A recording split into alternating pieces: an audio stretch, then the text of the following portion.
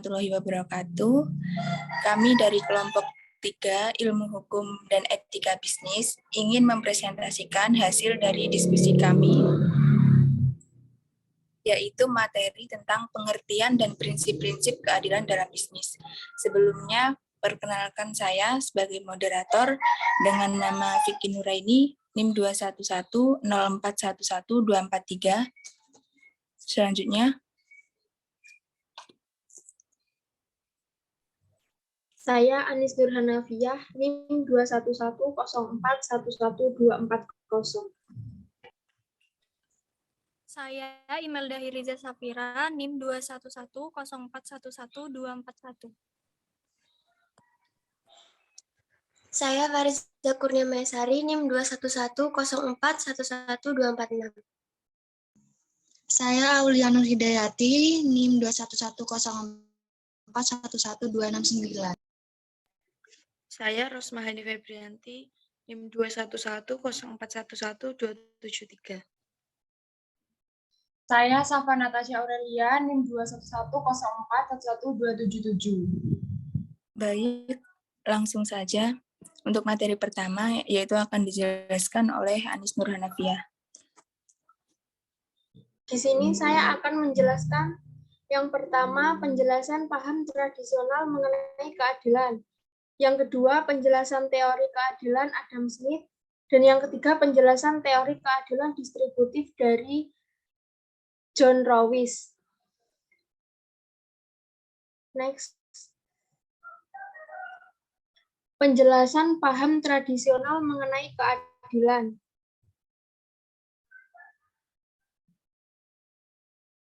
Pengertian keadilan dalam bisnis.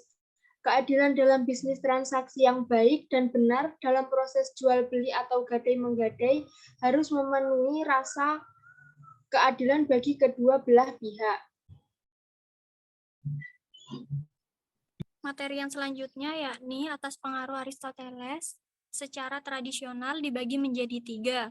Yang A, keadilan legal, yang B, keadilan komutatif, yang C, keadilan distributif.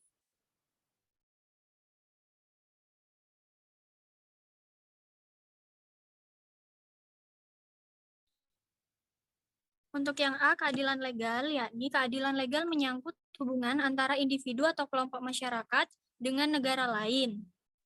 Intinya adalah semua orang atau kelompok masyarakat diperlakukan secara sama oleh negara di hadapan dan berdasarkan hukum yang berlaku. Yang B adalah keadilan komutatif. Keadilan komutatif adalah keadilan yang mengatur hubungan yang adil atau fair antara orang yang satu dengan yang lain atau warga negara yang satu dan warga negara lainnya.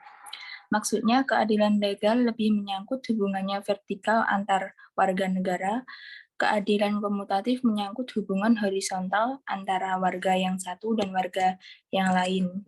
Atau secara singkat itu, keadilan komutatif adalah perlakuan kepada seorang tanpa melihat jasa-jasa yang sudah dilakukan.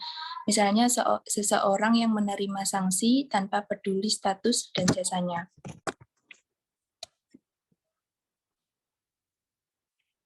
Yang C yaitu keadilan distributif.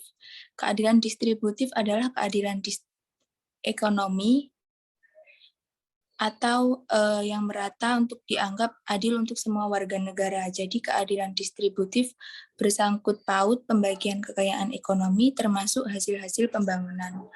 Tahu secara singkatnya ini perlakuan ini kepada seseorang yang sesuai dengan jasa-jasa yang sudah dilakukan. Misalnya seorang pekerja yang dibayar sesuai dengan pekerjaan yang sudah dilakukan.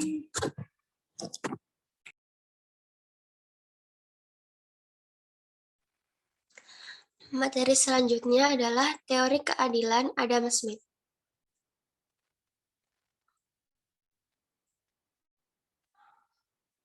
Kendati ada persamaan antara teori Aristoteles dan teori keadilan Adam Smith, ada satu perbedaan yang penting di samping perbedaan lainnya di antara kedua teori keadilan ini.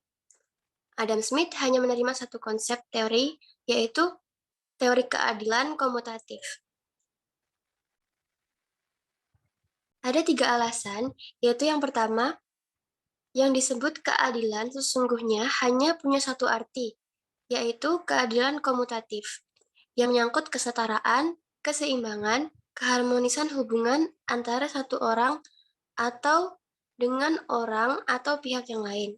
Kemudian yang kedua, karena keadilan legal sesungguhnya sudah terkandung dalam keadilan kumulatif, yaitu bahwa demi menegakkan keadilan komutatif, negara harus bersikap netral dan memperlakukan semua pihak secara sama tanpa terkecuali.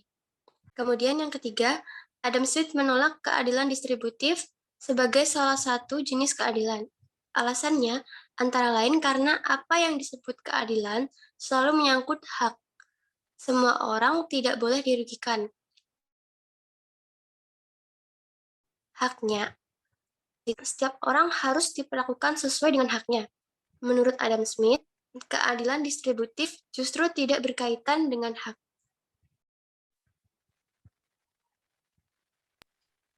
Baik, selanjutnya saya akan menjelaskan 3 prinsip pokok keadilan komutatif menurut Adam Smith. Yang pertama adalah prinsip non-harm.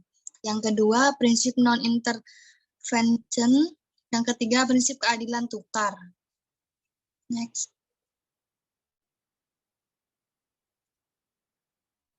Yang pertama, prinsip non-harm. Menurut Adam Smith, prinsip paling pokok dari keadilan adalah prinsip non-harm atau prinsip tidak merugikan orang lain. Next. Yang kedua yaitu prinsip non-intervention. Prinsip keadilan komutatif yang kedua adalah prinsip tidak ikut campur tangan.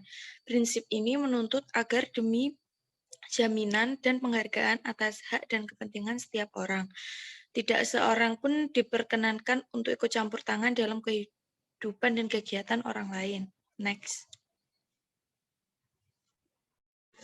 Prinsip keadilan tukar. Prinsip keadilan tukar atau prinsip pertukaran dagang yang fair, terutama terwujud dan terungkap dalam mekanisme harga pasar.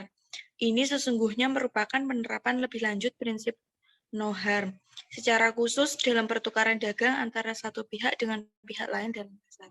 Next. Selanjutnya, materi teori keadilan John Rawls. John Rawls dikenal sebagai salah seorang filsuf yang secara keras mengkritik sistem ekonomi pasar bebas, khususnya teori keadilan pasar sebagaimana dianut Adam Smith. Ia sendiri pada tempat pertama menerima dan mengakui keunggulan sistem ekonomi pasar. Pertama-tama karena pasar memberi kebebasan dan peluang yang sama bagi semua pelaku ekonomi. Kebebasan adalah nilai dan salah satu hak asasi paling penting yang dimiliki oleh manusia. Dan ini dijamin oleh sistem ekonomi pasar. Prinsip distributif John Rawls. Setiap orang harus punya hak yang sama atas sistem kebebasan dasar yang sama yang paling luas sesuai dengan sistem kebebasan serupa bagi semua. Ini berarti pada tempat pertama keadilan menuntut agar semua orang diakui, dihargai, dan dijamin haknya atas kebebasan secara sama. Baik, itu tadi presentasi dari kami kelompok 3. Jika ada kesalahan atau kekurangan dalam menyampaikan materi, kami meminta maaf yang sebesar-besarnya. Wassalamualaikum warahmatullahi wabarakatuh.